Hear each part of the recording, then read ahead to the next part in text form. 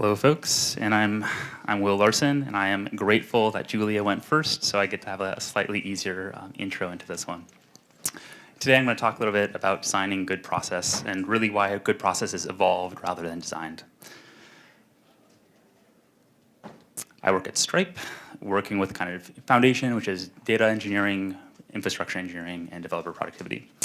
And what we're going to do today is talk a little bit about a story of designing a process that I did about a year ago, kind of dear to my heart, and then some learnings from the process.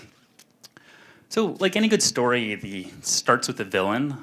Unfortunately, in this case, the villain, as is often the case as you kind of get further in your career, is actually me. And so this is a conversation I had about a year ago working with a senior engineer. And he was asking how we had selected someone to run like a really critical project.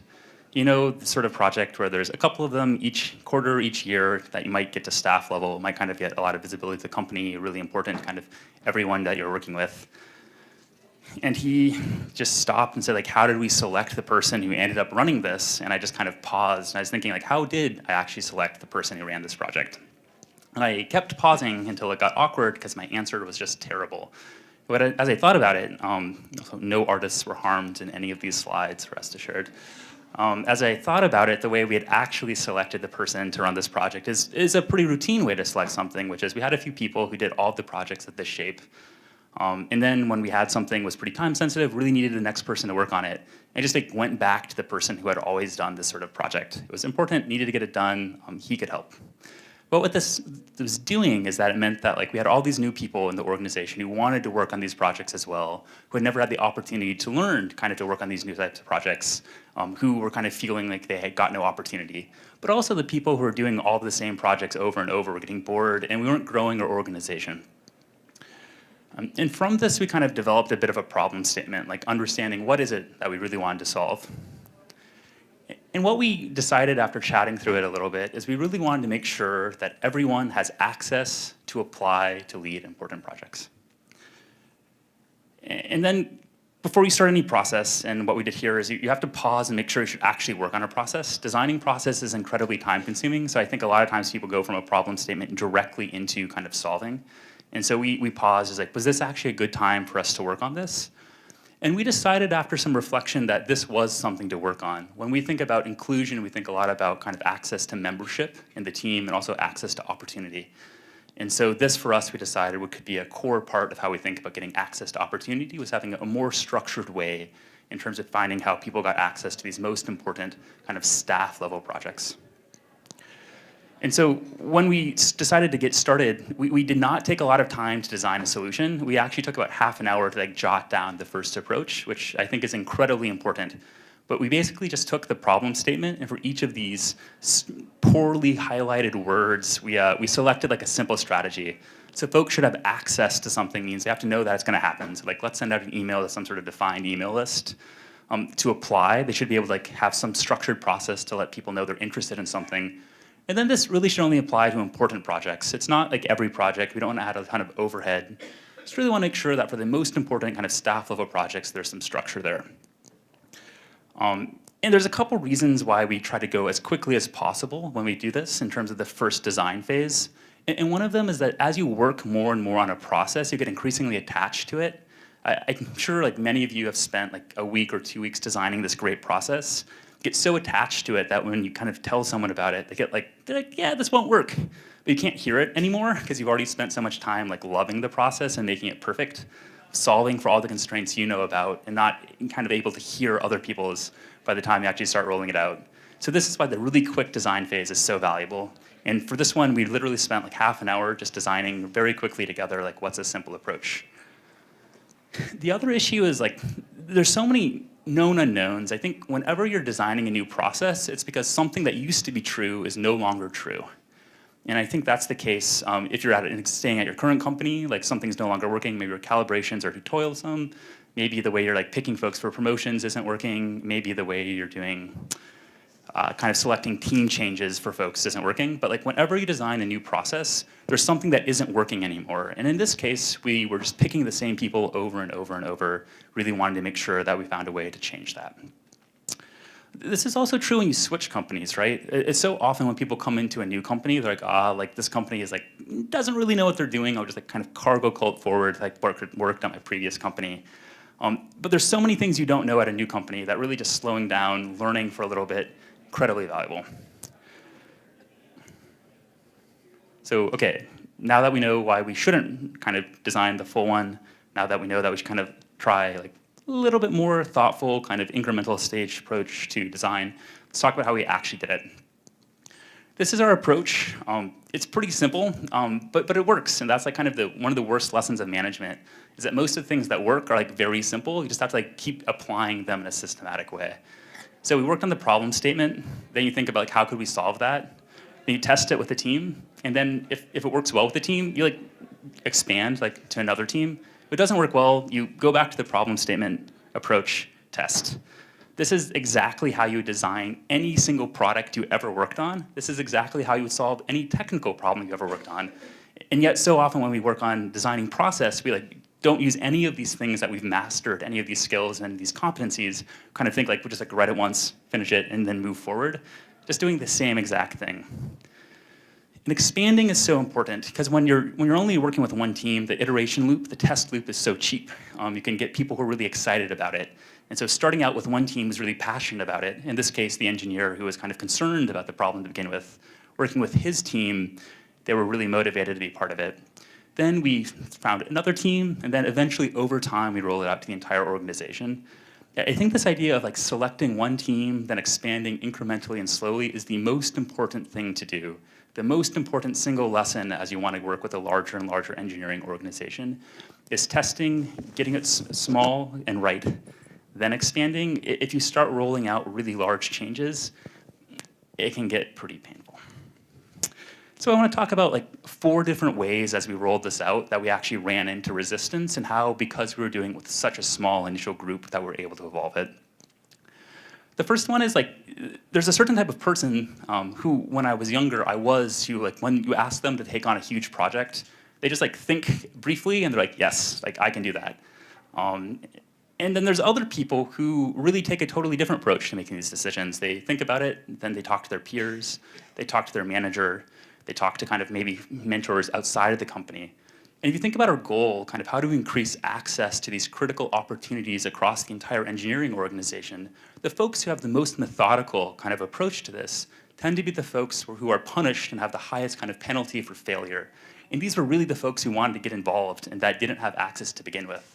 So as we thought about this, we got much more structured in terms of making sure we had at least 1 week, but often 2 weeks for people to apply, and that gave them the opportunity to really validate whether it was something that made sense for them, or if it was something that maybe this was not the right opportunity for them.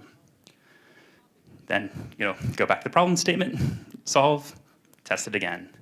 The next thing we did is as we rolled out this process, we didn't necessarily pick the right team to start with. We picked a team that really loved the idea, was willing to kind of deal with some overhead, but really making sure that we pick the right cohorts over time, where just because it works for one team who's like really passionate about kind of more structure doesn't mean it'll work for other teams. I know you've probably all worked at a company where everyone uses Agile or sprints, and there's like one team holding out in the corner who like refuses to like open Jira or something. And there are like just teams that just kind of like don't enjoy different types of process. So making sure you have like different cohorts. Again, like if there's a theme, this is exactly how you do product management, right? This is exactly how you design and test a rollout of a product. So just be thoughtful about picking different types of groups, different needs, different offices, different cultures, different remote mix, maybe folks with like really heavy family obligations who might not have the same like ability to kind of change their schedules, et cetera, depending on the process that you're working on. And for us, this was just selecting a couple of different teams to test with as we rolled it out on the way to getting to all of the engineering. Another issue that we ran into like pretty immediately is like part of asking folks to sign up for a really large project is them implicitly scoping the level of effort. And it turns out people are also like wildly inconsistent about doing this, right?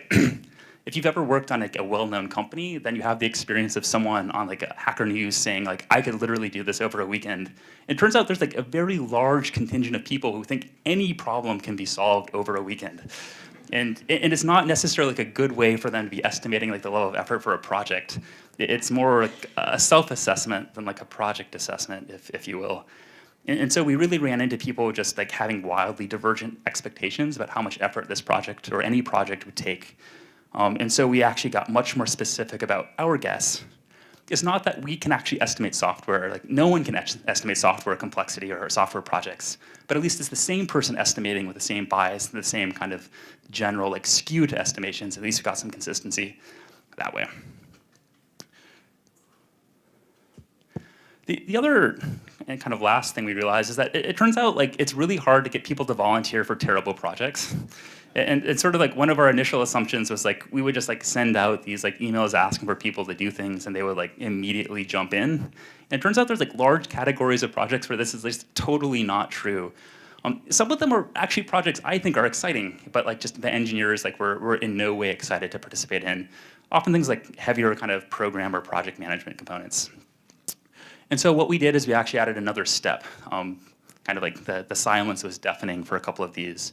So now if we don't get any replies, any volunteers in the first kind of half, we go out and start nudging people. We put together a list of everyone we want to apply, and we go out and like get them, their manager or me or just someone involved to go kind of ask them to consider volunteering.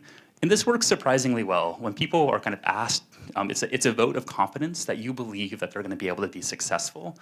And so this was something that worked really well. It takes a lot of time, a lot of energy. Like doing good process is hard. And that's one of the reasons that like we often don't do good process. But in this case, just adding an explicit nudge step in how we actually ran this works surprisingly well. So as we kind of step back, we had this idea, came from a conversation. We did like a very simple, like terrible implementation over 30 minutes just writing the idea. And then we just tested it, we tested it, we tested it, we tested it. And we finally kind of over the course of 3 or 4 months got to a place of a process that we're able to roll out to all of engineering. And it rolled out quite well and is now kind of consistently used for these larger projects at Stripe. That's been something that was incredibly rewarding to see happen because I think initially I was very skeptical this would work. It's like pretty high overhead, not obviously super valuable, but by testing it, we really learned that it was useful, it was applicable, and we could roll it out. And so a couple just general observations, some learnings as we jump away from the story. The first is a clear problem statement. If you find a process that's not working, it's almost always because the people designing it actually were trying to solve different problems and just never acknowledged it to each other. I once designed an architecture group, and I wanted to use it to give advice, and someone else wanted to use it to be like a prestige way to recognize them. And it turned out the thing we designed like, didn't actually make sense for any purpose, and pretty quickly kind of fell apart. Just like explicitly, like honestly answering like what the problem statement is, the first important step to any process. Then refining it is also important, but just stating it is really critical. The second is evolving, not designing. I think going in attached to a solution just doesn't work. You end up, you don't know very much because you're just getting started. Like your users, in this case, like the engineers, the managers you're working with, your peers, like haven't given you what the information they have yet. And if you like use all your energy, if you use all your time trying to get it right up front, then you just don't have time to listen and incorporate your reality. You end up with these like known bad processes from the very beginning. The other thing, by rolling out slowly, you get to spend all your energy, all your time learning from what's not working and making it better. If you roll out a process prematurely, you spend all your time enforcing the process, telling people they need to follow it, arguing with people who aren't following it, like getting upset that people don't like understand your vision of the process. I've spent a lot of time doing this, I know. But you can instead roll it out slowly and spend your energy making it better. It's just a much more pleasant way to live. If you ever launched a product that no one wants, which I've definitely done, kind of know this, like you roll it out, you're waiting and just no one picks it up. A good process people organically adopt because it actually solves real problems for them well. And the way you get to great process is by learning, evolving, not by kind of trying to force things through mandate and authority. Considering cohorts, there's just so many different types of teams with different needs. I think for like ladders and rubrics, like one of the most obvious ones is kind of front-end engineers and then infrastructure engineers. Having a single like ladder to evaluate them for promotion for levels almost never represents them kind of equitably. But there's like all these different ways that things work. Kind of infrastructure engineers might working on longer time frames, or if you have a planning process that has like weekly sprints, that might not have anything to say most of the time. just really thinking about how the different teams will have different like needs and properties.